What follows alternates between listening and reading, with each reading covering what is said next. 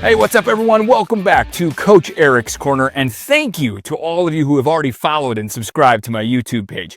You may recognize me from the news desk, but look, this is where I spend a lot of my time on the weekends and on weeknights. I've spent the past decade coaching hundreds of games from coast to coast, and I've seen firsthand how youth sports shape who our kids become. Now, this channel is about the how. I'm here to bring you insight to make your young athletes smarter, stronger, and ready for the next level.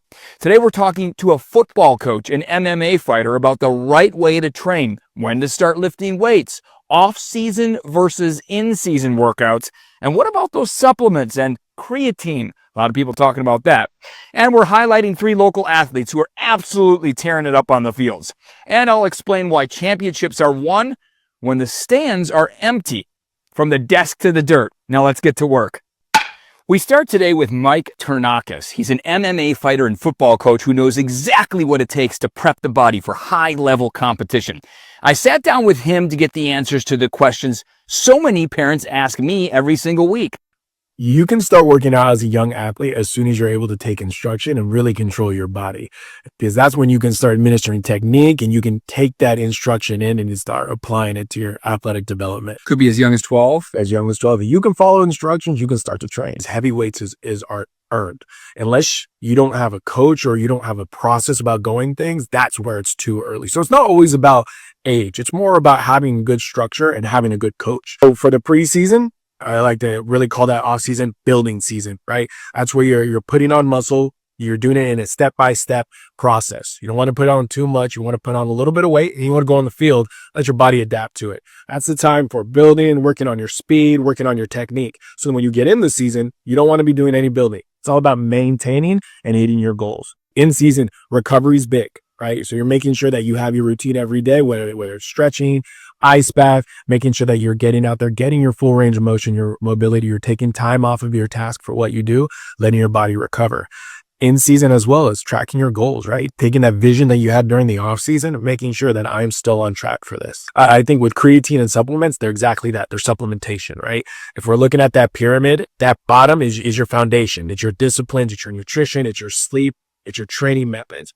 The supplementation portion, the creatines, that's what's going to help you get to the top. But you want to make sure you have a good, strong foundation first. You want to do your research. You want to make sure that you're reaching out to your medical professionals. But you also want to make sure that, like, guys come up, coach, what about this? How's your sleep?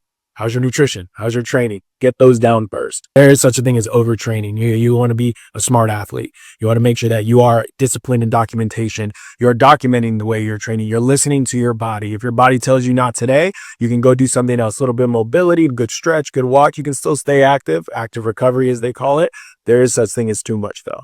All right, let's shift gears to the players who are putting in that work into practice. We're calling this segment the Corners, Kings, and Queens. Let's see who's been dominating the local dirt. We've got Marshall Thomas from Marsh on the mic to highlight baseball and softball players reigning supreme. So Noah Litchfield, I was announcing at Petco Park against Escondido. He's a senior pitcher at Mission Hills. He threw a one-hitter, on the biggest stage of them all in San Diego for a high school pitcher to take the bump at Petco Park. That was an amazing performance. The number 4 Eastlake Titans beat the Bonita Vista Barons, the number 7 ranked Bonita Vista Barons, led by LSU commit junior Zoan Watson. He goes 2 for 4 with a double and an RBI, and that was a big game down there between those two teams. Carlsbad Lancers, the number 3 ranked Lancers, they only lost 1 game. They're 16-1 this year, and they're led by UCSD commit Sophia Tillis.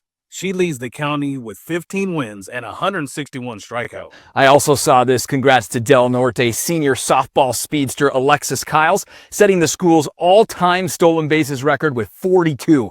Man, she's got some wheels. Congrats to her. Did you make a big play or know someone who did? You can be featured on Coach Eric's Corner. Leave a comment on my YouTube page and be sure to subscribe. All right, so we've discussed how to get physically ready for your sport. How about mentally? In the next episode of The Corner, I'm speaking with an expert on winning the mental game. She's going to knock your socks off and get your mind right so you can get your game right. I want to leave you with a personal thought today. In my years as an athlete and all my years as a coach, I've seen a lot of kids say they want to be great. But here's the reality. You get out what you put in. If you have games 2 days a week, for example, it's easy to get up for those 2 games. But what you do on the other 5 days, that's what determines your legacy. You can't just talk about being a starter. You have to set aside time every single day to make yourself better. Whether it's 20 minutes of footwork, it's extra swings, or just studying the game. Championships are won when the stands are empty. Don't just say you're putting into work. Prove it to yourself on the days no one is watching. And remember what the great Ted Williams once said. It's not the will to win that matters. Everyone has that. It's the will to prepare to win that matters. Get smart, get strong, and get ready. If you want more coaching, deep dives, and insight you won't find anywhere else, you need to be part of this community. Hit that subscribe button right now so you never miss an episode here on YouTube. And follow the new page on Instagram at Coach Eric's Corner for daily content. Don't just watch the game, own your development. Hit subscribe, and I'll see you at the next practice.